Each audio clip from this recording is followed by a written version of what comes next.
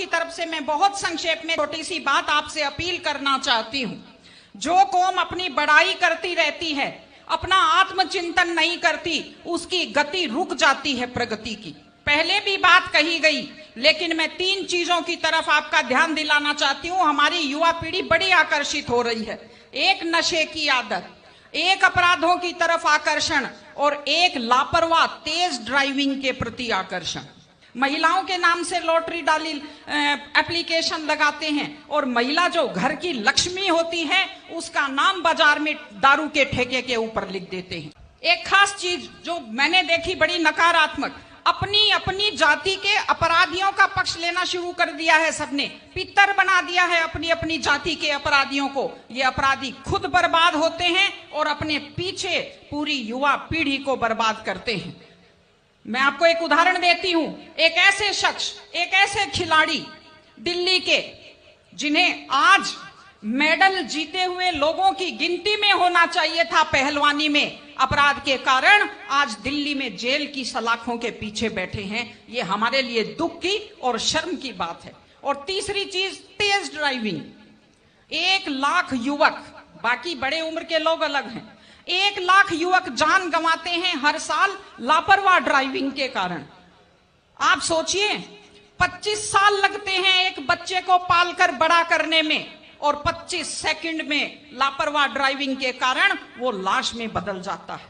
क्या बीतती होगी उस मां के ऊपर जो अपने जाते हुए बेटे की पीठ देखती है और आते हुए बेटे का मुंह नहीं देख पाती। आप लोग क्या सोचते हैं?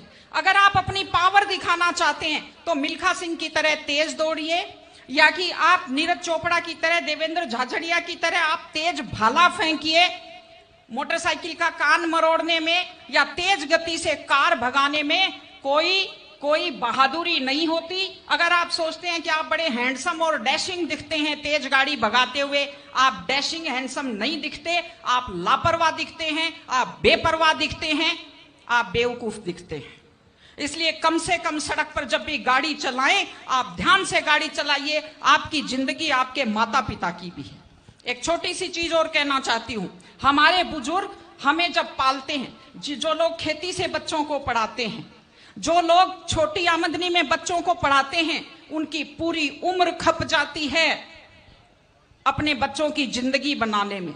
और उसके बाद दुख का विषय है, बड़ा पीड़ादायक सीन मैं कई जगह देखती हूं कि एक माँ बाप मेहनत करते हुए हाथों में आइटन पड़ जाते हैं, एड़ियां फट जाती हैं, कपड़े मैले फट जाते हैं, और उसके बाद जब बेटे को पढ़ा लिखा कर तैयार करते हैं, उसके बाद पढ़ी लिखी बड़े घर की थोड़ी बेटी आ जाती है तो माँ बाप की तरफ ध्यान नहीं देते।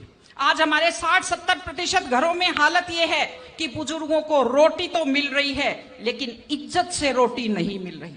इस चीज को बदलने की जरूरत है। माँ बाप, मैं आपसे कहती हूं, जैसी भी परिस्थिति होती है, माता पिता आपको राजकुमार की तरह पालते हैं। आपकी भी ड्यूटी है, जैसी आपकी हैसियत है, बुढ़ापे में उनको बादशाहों की तरह से रखिए, उनकी सेवा कीजिए, उनका सम्मान कीजिए।